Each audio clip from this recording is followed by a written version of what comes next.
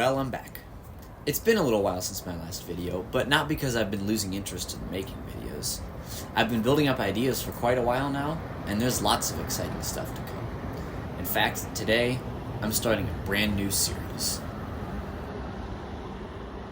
Up to this point, my Chicago videos have been fairly focused on what's happening here and now. It's stuff that I find to be quite interesting and hopefully helpful for learning how to travel the city's transit system well. But there's another aspect of the system that quite fascinates me and can tell us a lot about why the system is the way that it is today. I'm talking, of course, of the storied history of the CTA. I have made little references to the system's history here and there in my recent videos on reconstruction projects and the red and blue lines, but I haven't made any videos dedicated to the subject. So, here goes. Today, I'm beginning the series, The Oldest Rails.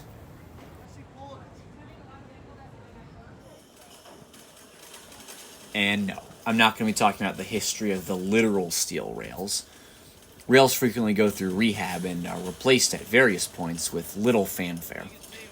Figuring out where the literal oldest rails are in the system would be a nightmare of record combing if it was even possible, and ultimately would make for a pretty boring story. And that comes from me, who finds a lot of train-related things to be interesting that others would find boring. Rather, we're going to go through the entire CTA rail system, line by line, and discuss the oldest stretches of each line. Temporarily ignoring, of course, that minor to moderate rehab work that may have replaced components of the track, and suspending reality to the point where we could imagine that the rails could tell stories of what they'd seen. Which rails could tell stories of the oldest days? The fact is, we can go quite far back. The CTA is among the oldest rapid transit systems in the nation, going all the way back to 1892. So let's dive in. Today, we're talking about the Red Line.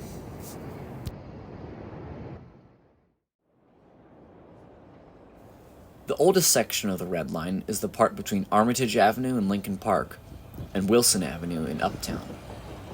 This section of the line opened on May 31st of 1900. It was built by the Northwestern Elevated Railroad, the fourth and final major private elevated railroad in Chicago. Their first line connected to the then brand new elevated loop downtown. From here it ran north, soon widening into a 4-track main line, and wound its way north to Wilson.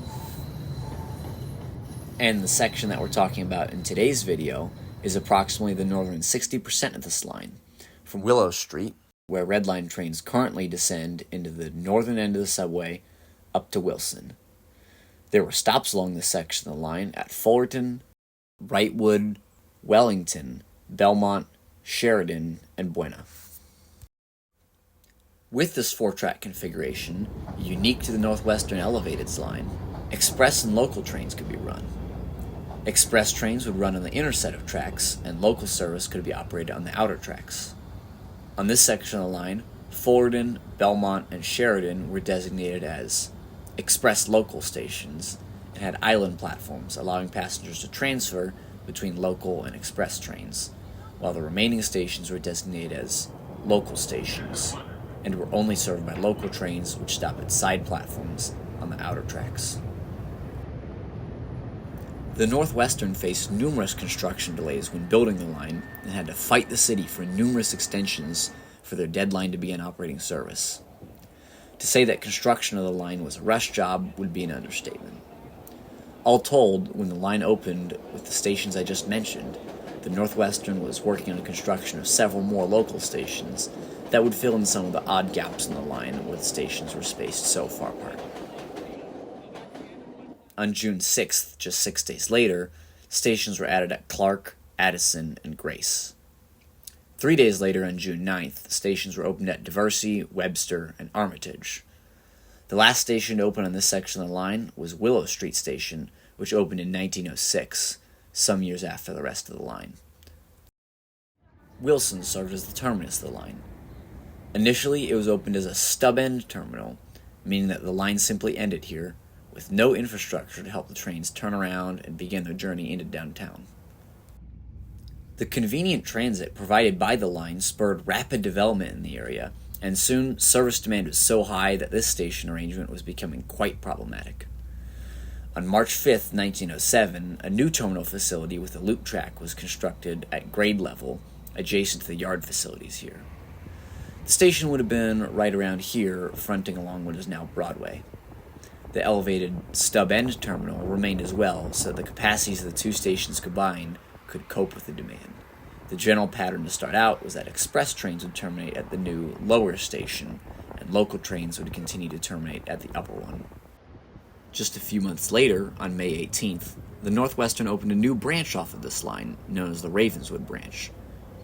This branch diverged from the main line at Clark Street, just south of the station of the same name, and headed west, eventually reaching Albany Park. Just under a year later, in 1908, the main line is extended north of Wilson into Evanston.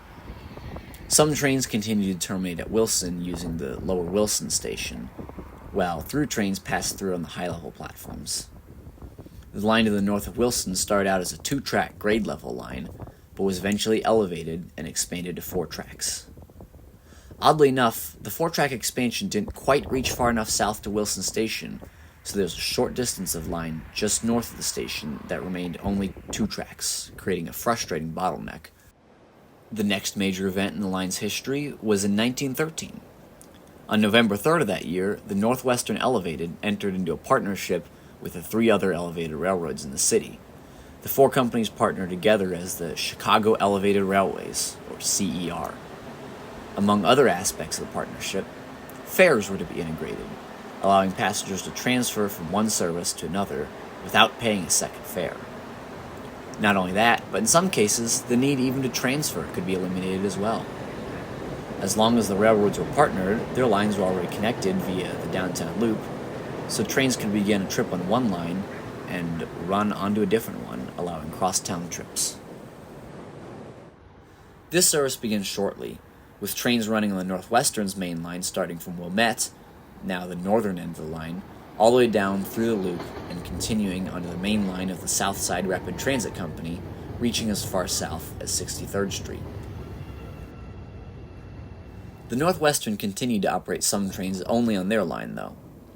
Service became a complicated pattern of express and locals, with some trains through-routed to the south side and some running only the loop, with these ones also divided between the main line and the Ravenswood branch. By the mid-1920s, it was apparent that centralized control of the elevated railroads was the path to future success. In 1924, the 4 partnered companies officially merged into the Chicago Rapid Transit Company, or the CRT. Now that the Northwestern Elevated was no longer an official company, their main line began to take the name of the North Side Main Line, as it was now simply one of many lines in a much larger system. Despite the name changes, the line saw remarkably few other changes over the first 18 years that it was part of the CRT.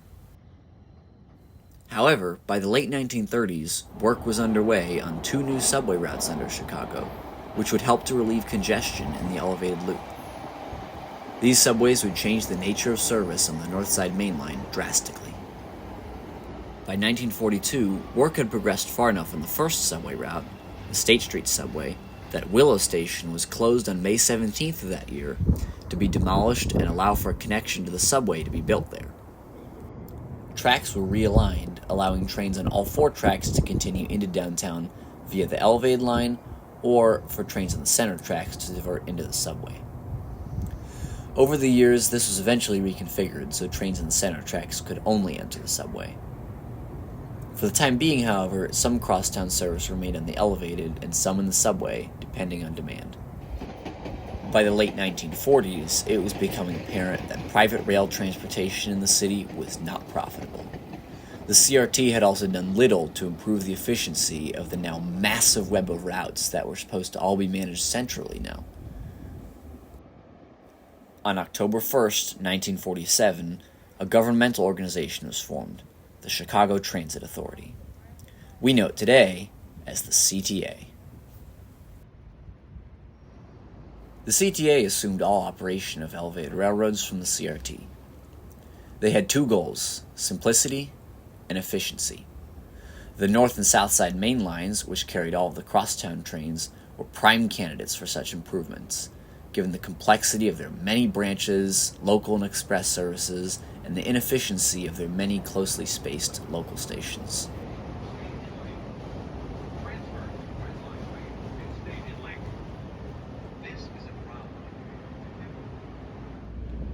On August 1st, 1949, this service was massively revised and streamlined. On the north side main line, Buena, Grace, Clark, Wrightwood, and Webster stations were all closed.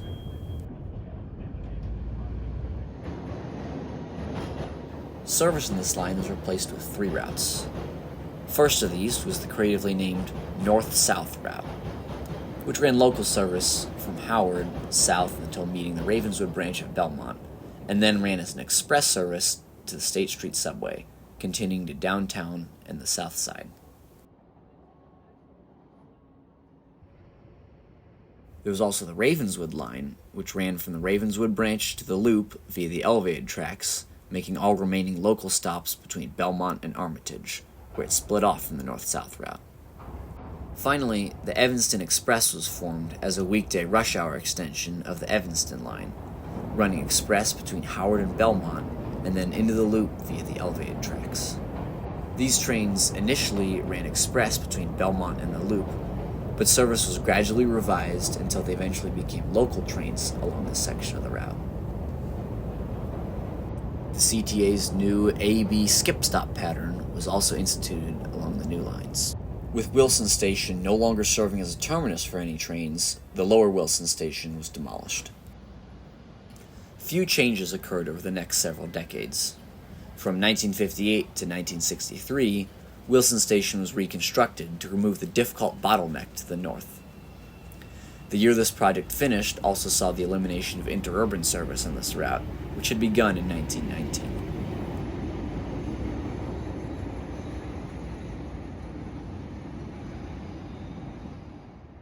The 1990s saw massive changes for the entirety of the CTA system, and the North Side Main Line was no exception. In February of 1992, the CTA adopted colors for all of its routes to replace the old names, confusing to visitors.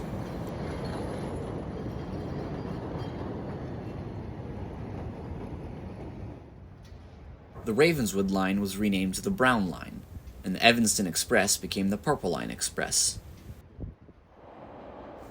The north-south route was not directly replaced, although the new Red Line ran the same service pattern from Howard as far south as Roosevelt Station and the State Street subway. All Red Line train maintenance and storage was relocated to the terminal facilities at Howard and its new terminal at 95th and Dan Ryan. The yard and shops at Wilson were essentially disused at this point. The new Red Line combined several of the highest ridership branches of the entire CTA system into one line. As such, the late 20th and early 21st centuries saw several major improvement projects to help improve service and increase capacity on the line. In 1994, as part of the improvement of the new Red Line, Addison Station was reconstructed to better handle the large crowds associated with nearby Wrigley Field, as well as to better situate its platforms to suit the current local and express stopping pattern. 1995 saw the elimination of AB skip-stop service along the branch, as it had outlived its usefulness and was no longer practical. In 1996, the yard and shop facilities at Wilson were destroyed in a fire. The CTA demolished the remains as they are no longer used anyway. Wilson Station went another 20 years without any major changes before it was reconstructed again in 2017 to modernize the facility, improve accessibility, and facilitate better transfers between Red and Purple Line trains. A problem that had plagued the Red Line since the early 1900s with the opening of the Ravenswood branch was the fact that the branch diverged at Clark Junction, which was a completely flat junction. This meant that northbound trains on this branch had to switch over from the northbound local track to the express tracks and then turn out onto the diverging branch, crossing over both southbound tracks to reach the branch line. This meant that a train could end up blocking movements on all 4 tracks simultaneously. This situation was rectified on November 19, 2021, when the CTA completed construction of a new flyover, which allows Brown Line trains to cross over to the Ravenswood branch without interfering with any other trains. This will eventually enable the CTA to increase throughput of the Red Line and thus overall capacity on the line, which continues to be the busiest of the system to this day.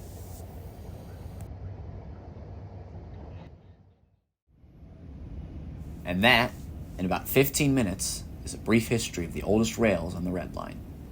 The section between Armitage and Wilson has existed for nearly 124 years now, and it has seen much history. If you enjoyed this history sort of video, stick around, as I plan to do these for the remaining 7 lines of the system as time goes on. I'll likely intersperse these with other videos as well. Thanks for watching, and I'll see you next time.